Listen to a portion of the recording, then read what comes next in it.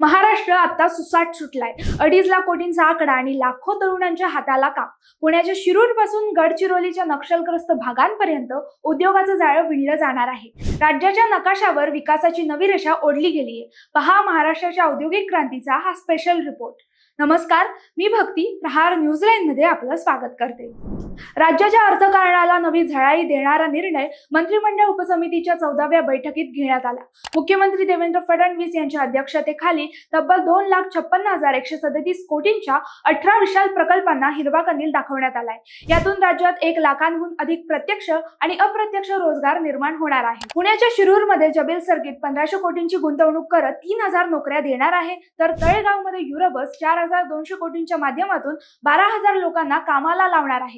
नाशिकमधील व्हर्च्युओसो कॉम्प्रेसर्स private limited 800 कोटींची गुंतवणूक करून 500 जणांना रोजगार मिळणार आहे. या निर्णयामुळे विदर्भ आणि मराठवाड्याचा कायापालट होणार आहे. सर्वात लक्षवेधी गुंतवणूक ही गडचिरोलीत होतीये. लक्ष्मी मेट सर्जिकल तब्बल 40,000 कोटींची गुंतवणूक करून 20,000 जणांना रोजगार देणार आहे. नक्षलग्रस्त भागासाठी हा मोठा आशेचा किरण आहे. छत्रपती संभाजीनगरमध्ये गोदावरी न्यू एनर्जी 27,515 कोटींची गुंतवणूक करत असून 4,000 रोजगार निर्माण होणार आहेत. मुख्यमंत्री देवेंद्र फडणवीस यांनी कोणाकडेही दुर्लक्ष केलेलं नाही. रायगड जिल्ह्यात SSR एक्सप्लोरेशन 56,842 कोटींचा मेगा प्रोजेक्ट आणत आहे, ज्यातून 25,000 जणांना काम मिळेल. तर अॅक्मे क्लीनटेकचा ग्रीन अमोनिया प्रकल्प 37,800 कोटींची गुंतवणूक घेऊन येतोय. थोडक्यात सांगायचं तर solar cell, green steel, electric वाहनं आणि संरक्षण साहित्य सारख्या हायटेक क्षेत्रात महाराष्ट्र आता देशाचं नेतृत्व करणार आहे.